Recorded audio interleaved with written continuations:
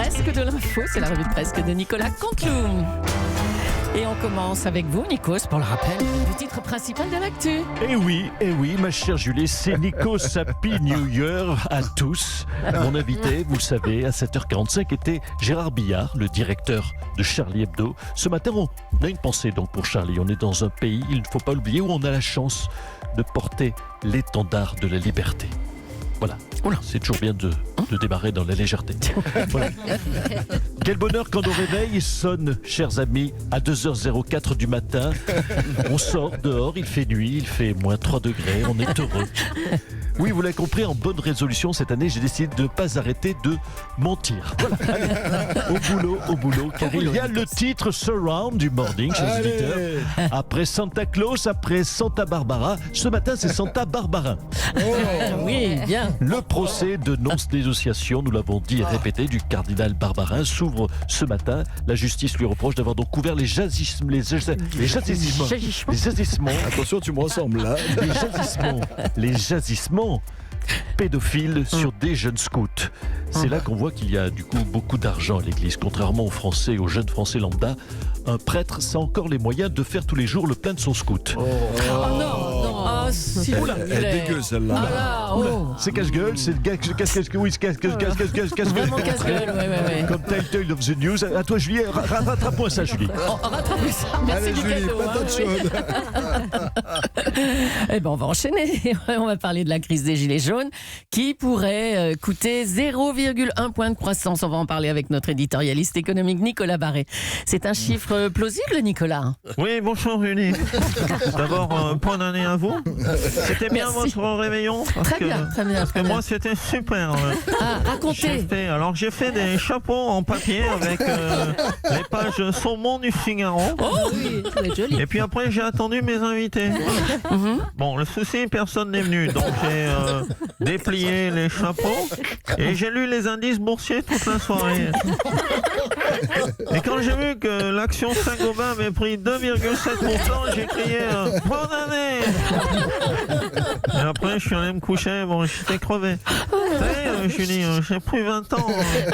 Je ne peux plus m'éclater jusqu'à des 22h, 22h15 sans le payer le lendemain. En tout cas, ça avait l'air bien. Hein. Alors, cette crise pourrait coûter 0,1% de croissance selon le ministère de l'économie. Bruno Le Maire, c'est crédible ? C'est crédible, c'est pas Bruno Le Maire, c'est Oui, c'est Bruno, oui, je me suis un peu trompé. Le ministre de l'économie, Bruno Le Maire. Oui. Est-ce que c'est crédible, Nicolas Barré? Oui, écoutez, c'est à nuancer, Julie. Si on en croit les projections réalisées par mes soins pendant mon repas de réveillon solitaire... Avec un chapeau en papier. Oui, je me suis vraiment éclaté, Nico, c'était la folie. Le mouvement des Gilets jaunes, contrairement à ce qu'on pourrait penser, pourrait être bénéfique pour la croissance. Ah bon? Écoutez, prenons un exemple tout bête. Hier, des gilets jaunes ont malencontreusement brûlé ma voiture. Eh bien, c'est fantastique pour la croissance. Oh, pauvre Nicolas. Vous avez brûlé votre voiture. Oui, c'est vrai que c'était une voiture à laquelle je tenais. C'était une Twingo de 1998. 98, hein? Oui, à laquelle j'étais très attaché. Je la tenais de Jean-Pierre Gaillard, qui me l'avait vendue 1200 €. Génial. Vous vous souvenez, Nico, Bien sûr. Wendy de Jean-Pierre Gaillard? Évidemment, la classe, Jean-Pierre Gaillard. Bon, enfin bref, faut voir plus loin que le bout de son capot. Ces voitures brûlées, il faut les remplacer. Comme le mobilier urbain ou les portes de ministère. Oui, les portes de ministère enfoncées. Selon mes estimations, la France sera, après le mouvement des Gilets jaunes, dans le même état qu'après la Deuxième Guerre mondiale. S'il vous plaît. Et demandez à Jean-Michel Apathy. À moyen terme, on peut donc tabler sur une croissance de 83%. 83%. C'est l'avantage de tout péter, ça crée des emplois. Bon, par contre, s'il pouvait laisser mon Solex tranquille. Oui, j'y tiens vraiment parce qu'il y a un autocollant de vous, Julie, de 1973. Un autocollant Europe avec moi. Oh là là, c'est collector. Bon, on a bien noté. C'est sur votre Solex, hein, c'est ça? Sur mon Solex. Parfait. À bientôt, Nicolas. À bientôt. Allez, on va revenir sur ce nouveau week-end de violence à Paris avec Christophe Castaner. Bonjour, monsieur le ministre. Oui, bonjour. Bonjour, Madame Julie. Bonjour, Monsieur Aliagas. Bonjour à toute votre équipe. Merci encore une fois. Et bonjour à toute la brigade, de m'accueillir avec cette musique qui me touche, qui rend hommage au premier flic de France, fan de Belmondo, que je crois pouvoir incarner, mais aussi qui rend hommage à mon côté chien fidèle, à son Emmanuel, qui lui ramène ses pantoufles. J'aimerais particulièrement ce matin saluer Nikos Aliagas, saluer son travail, saluer les remarques qu'il fait à propos des enquêtes de nos services d'ailleurs je vous laisse le dire, cher Nikos Aliagas. Oui, des enquêtes de l'IGTPS. L'IGFT, l'IVGTS, l'IGFT. L'IGPS, mon cher Nico. Je ne sais pas comme vous ce que ça veut dire, mais je sais le dire.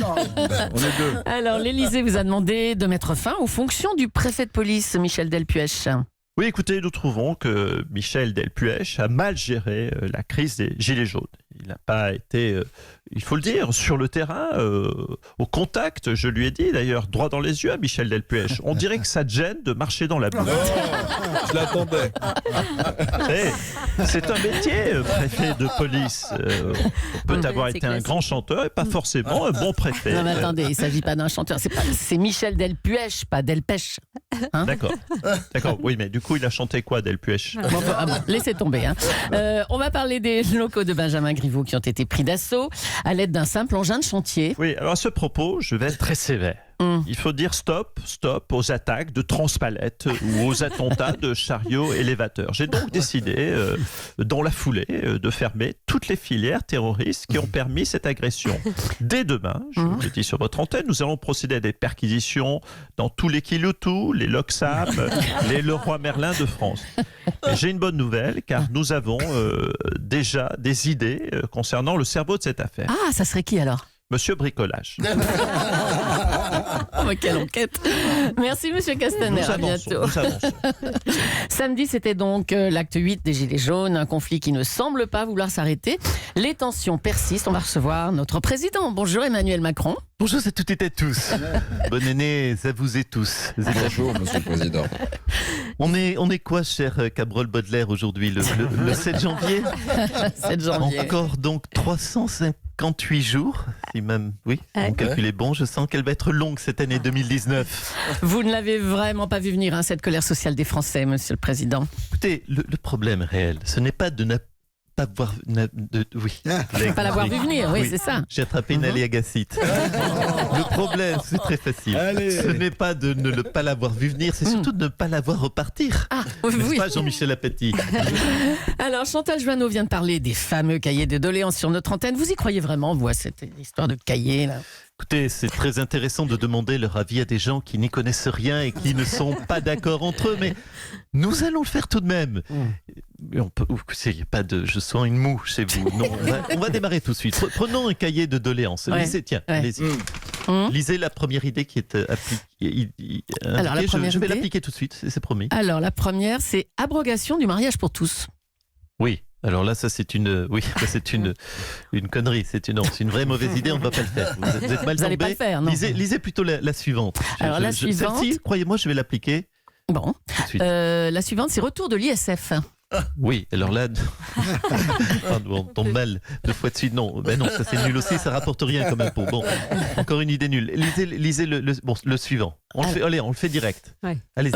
Directement, on le fait. on applique. Directement, zigouiller Macron, voilà ce que je lis. Alors, zigouiller Macron, alors, pour être très franc avec vous, j'ai très envie de faire plaisir à mon peuple, mais ça ne m'arrange pas trop. C'est un cahier, je le rappelle, de doléances, pas de condoléances. Oh, joli, bravo. Laissez tomber, je crois que ces idées sont nazes, comme ces idées de cahier d'ailleurs. Écoutez, on vous souhaite bon courage en tout cas, hein, pour leur mise en application. Allez, un mot de cette incroyable enquête de chercheurs russes. Jeanne Calment ne serait pas morte à l'âge de 122 ans. Il s'agirait de sa fille Yvonne, qui aurait pris l'identité de sa mère pour ne pas payer les droits de succession. Jérôme Cahuzac, bonjour. La salope.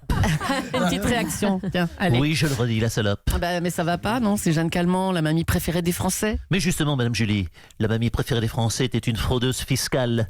Et on l'a adorée pendant près de 20 ans, alors que c'était une véritable arnaqueuse. Il y a donc, je le constate, 2 poids 2 mesures en France. La France me dégoûte. Je retourne aux îles Caïmans. Allez. Eh bien, salut, monsieur Cahuzac.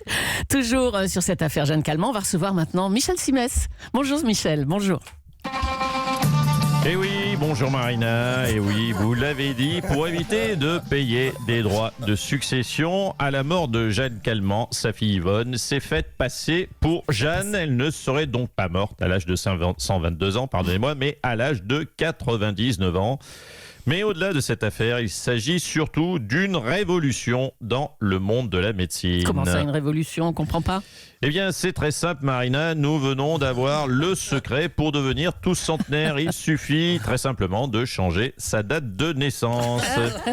Fallait y penser. Tenez, Julie, voilà, je vous donne votre nouveau passeport. Dorénavant, vous serez né en 1920 et donc l'année prochaine, vous fêterez vos 100 ans. Oui. Félicitations, vous ne les faites pas. C'est trop gentil à vous.